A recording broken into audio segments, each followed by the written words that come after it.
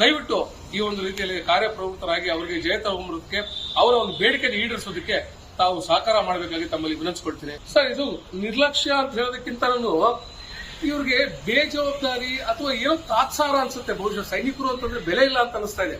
ಈ ಒಂದು ಕೆಲಸಗಳು ನೋಡ್ತಾ ಇದ್ದಾಗ ಅವರ ಒಂದು ಏನು ಈ ಒಂದು ಕಾರ್ಯಗಳಿಗೆ ನೋಡ್ತಾ ಇದೀವಲ್ಲ, ನೋಡಿದಾಗ ಸೈನಿಕರು ಅಂತಂದ್ರೆ ಎಲ್ಲೂ ಅವ್ರಿಗೆ ಗೌರವ ಇಲ್ಲ ಅಂತ ನನಗನ್ನಿಸ್ತಾ ಇದೆ.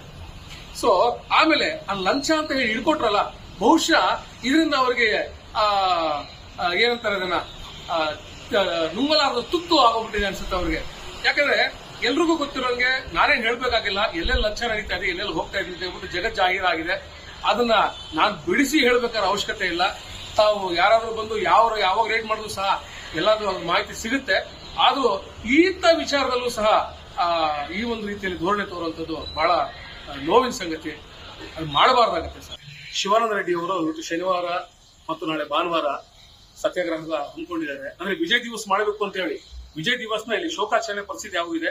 ಇವತ್ತಿನ ದಿನ ಇಲ್ಲಿ ಅವರು ಒಂದು ತನ್ನ ಹೋರಾಟವನ್ನ ಮುಂದುವರೆಸಿದ್ದಾರೆ. ಆದ್ರೆ ಈ ಹೋರಾಟದಲ್ಲಿ ತಾಲೂಕು ಅಧಿಕಾರಿಗಳಾಗ್ಲಿ, ಸಂಬಂಧಪಟ್ಟ ಡಿಸಿ ಡಿಸಿಗಳು ಯಾರು ಇಲ್ಲಿ ಬಂದಿಲ್ಲ. ಆದ್ರೆ ಗೌರಿಬಿದನೂರಲ್ಲಿ ಇವತ್ತು ರಜಾ ಅಲ್ವಾ, ಎಲ್ಲರಿಗೂ ಸರ್ಕಾರಿ ರಜಾ. ಗೌರಿಬಿದನೂರಲ್ಲಿ ಒಬ್ಬ ರಾಜಕೀಯ ವ್ಯಕ್ತಿ, ಸಂಬಂಧಪಟ್ಟ ಮಂತ್ರಿ ಅಥವಾ ಒಬ್ಬ MLA ಹೋಗಿ ಯಾವುದೋ ಒಂದು ಕಾರ್ಯಕ್ರಮ ಇದೆ ಅಂತಂದಾಗ ಅಲ್ಲಿ DC ಹೋಗ್ತಾರೆ, AC ಹೋಗ್ತಾರೆ, ಇಲಾಖೆ ಎಲ್ಲಾ ಮುತ್ಸದ್ದಿಗಳು ಎಲ್ಲರೂ ಸಹ ಅಲ್ಲಿ ಹೋಗ್ತಾರೆ. ಅಂದ್ರೆ ಇಲ್ಲಿ ಸೈನಿಕರಿಗೆ ಏನ್ ಬೆಲೆ ಕೊಡ್ತಾ ಇದ್ದೀರಾ ಅನ್ನೋದನ್ನ ನಮ್ಗೆ ಅರ್ಥ ಆಗ್ತಾ ಇಲ್ಲ. ಅಂದ್ರೆ ಸಮಾಜಕ್ಕೆ ತಾವು ಏನು ಸಂದೇಶವನ್ನು ನೀಡ್ತಾ ಇದ್ದೀರಾ? ಅಂದ್ರೆ ಸೈನಿಕರಿಗೆ ಬೆಲೆನೇ ಆಗಿದ್ರೆ ರಾಜಕೀಯವಾಗಿ ಹೋದ್ರೆ ಸಾಕು, ಎಲ್ಲರೂ ರಾಜಕೀಯ ಆಗ್ಬಿಡ್ಬೇಕಾ? ಅಲ್ಲಿ ಅಂದ್ರೆ ಸಾಕು ಗಂಟು ಮುಟ್ಟೆ ಕಟ್ಕೊಂಡು ಟಕ ಟಕ ಟಕ ಓಡೋಗ್ತೀರಿ. ಇವ್ರ ಪರಿಸ್ಥಿತಿ ಏನು ಅಂತ ಸ್ವಲ್ಪ ಮಟ್ಟಕ್ಕಾದ್ರೂ ಚೂರಾದ್ರೂ ಮಾನವೀಯತೆ ಇರ್ಬೇಕ್ರಿ.